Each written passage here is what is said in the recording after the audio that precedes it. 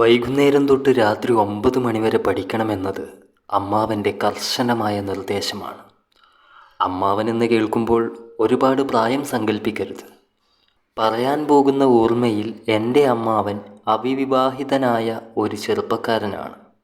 എനിക്ക് മറ്റൊരാശ്രയമില്ലാത്തതുകൊണ്ട് കുടുംബം നയിക്കുന്ന അമ്മാവനെ അനുസരിക്കാൻ എല്ലാ അർത്ഥത്തിലും ഞാൻ ബാധ്യസ്ഥനായിരുന്നു. ഓനില്ലെങ്കിൽ ആരാണ് നിന്നെ നോക്കുക? അമ്മൂമ്മ പറയുന്ന ഈ ഓൻ അമ്മാവനാണ്. അച്ഛനും അമ്മയും ഇല്ലാത്ത കുഞ്ഞുങ്ങളെ ബന്ധുക്കൾ നോക്കിയേ തീരുവെന്ന നിർബന്ധമൊന്നുമില്ലാത്തതുകൊണ്ട് ഇന്ന് എനിക്ക് ആ പറച്ചിൽ മനസ്സിലാകുന്നുണ്ട്. സ്നേഹം എന്താണെന്ന് ഒരു പിടുത്തവുമില്ലാത്ത ആയുസ്സിൻ്റെ തുടക്കമായതുകൊണ്ട് ചുറ്റുമുള്ളവരെ ഒന്നും എനിക്ക് മനസ്സിലായില്ല. പെട്ടെന്ന് ദേഷ്യം വരുന്ന അമ്മാവൻ്റെ മുന്നിൽ മുട്ടിടിക്കാതെ നിൽക്കാനുള്ള ധൈര്യം പോലും അന്നുണ്ടായിരുന്നില്ല. ചെറിയ കാര്യങ്ങളിൽ പോലും എന്നോട് കയർക്കുന്ന അമ്മാവനെ എതിർക്കാൻ ആരുമില്ല. ആരിൽ നിന്നും തലോടലുകൾ കൊള്ളാത്തതുകൊണ്ട് ചെറിയ തല്ലുകൾ പോലും ആ വേളയിൽ എന്നിൽ മുഴച്ചു നിന്നിരുന്നു. ആയിടക്കാണ് ബാലരമ, ബാലഭൂമി, പൂമ്പാറ്റ, ശുപ്പാണ്ടി തുടങ്ങിയ കഥാബുക്കുകളെ ഞാൻ ആസ്വദിക്കാൻ തുടങ്ങിയത്. കൂട്ടുകാരനും അയൽക്കാരനുമായ ആദർശിൻ്റെ വീട്ടിൽ നിന്ന് പഴയ കഥാബുക്കുകൾ എടുത്ത് ഞാൻ പഠിക്കാനിരിക്കും.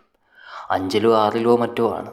ടി വിയിൽ കത്തനാർ സീരിയൽ കണ്ടുകൊണ്ടിരിക്കുന്ന അപ്പൂപ്പൻ്റെയും അമ്മൂമ്മയുടെയും വിചാരത്തിൽ ഞാൻ കാര്യമായിട്ട് പഠിക്കുകയാണെന്നായിരിക്കും.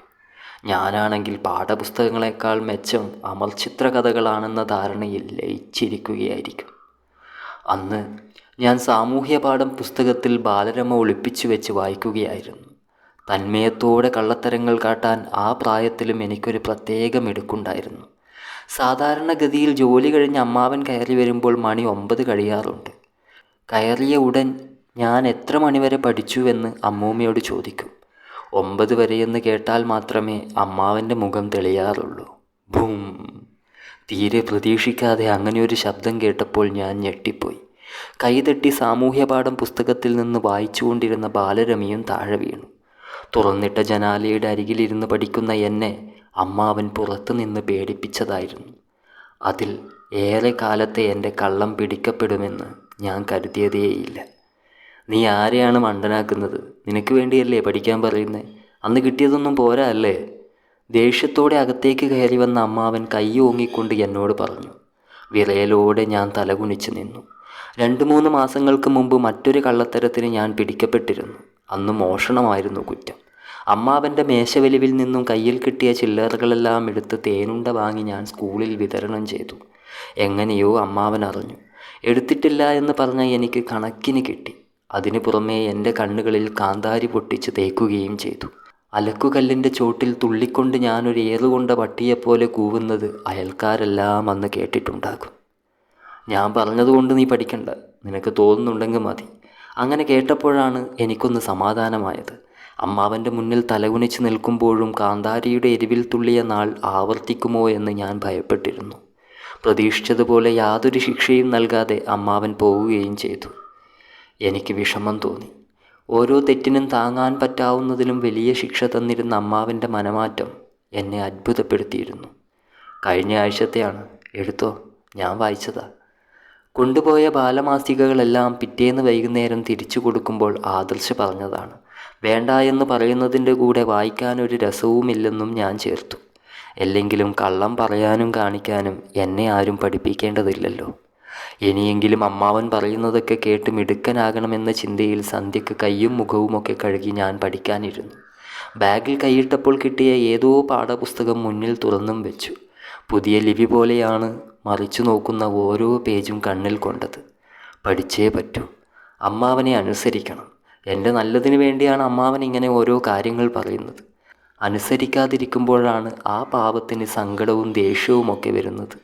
അപ്പോഴായിരിക്കും എന്നെ തല്ലുന്നത്. അമ്മാവൻ്റെ ചിന്തയിൽ വിധവയായിരിക്കെ മരിച്ചുപോയ പെങ്ങളുടെ മോൻ നന്നാകണമെന്നേ ഉണ്ടാവുകയുള്ളൂ. ഭൂം! തീരെ പ്രതീക്ഷിക്കാതെ അങ്ങനെയൊരു ശബ്ദം കേട്ടപ്പോൾ തലേനാളിലെ പോലെ ഞാൻ ഞെട്ടിപ്പോയി. തുറന്നിട്ട ജനാലയുടെ അഴികളിലൂടെ അമ്മാവൻ എന്നെ പേടിപ്പിച്ചതായിരുന്നു. കൈതട്ടി വീഴാൻ ഇത്തവണ ബാലരമയൊന്നുമില്ലാത്തതുകൊണ്ട് ഞാൻ കൂടുതൽ ഭയന്നില്ല. കള്ളം കാട്ടിയില്ലെന്നുറപ്പുണ്ടെങ്കിൽ ആരെയും ഭയക്കേണ്ട എന്ന ചിന്ത അന്ന് തൊട്ടായിരിക്കണം തലയിൽ ഉറച്ചത്. അമ്മാവൻ അകത്തേക്ക് വന്നു. മുന്നിൽ നിന്നതിന് ശേഷം എന്താണ് പഠിക്കുന്നതെന്ന് എന്നോട് വളരെ സൗമ്യതയിൽ ചോദിച്ചു. ഇങ്ങനെയൊന്നും അമ്മാവൻ എന്നോട് സംസാരിക്കാറേയില്ല.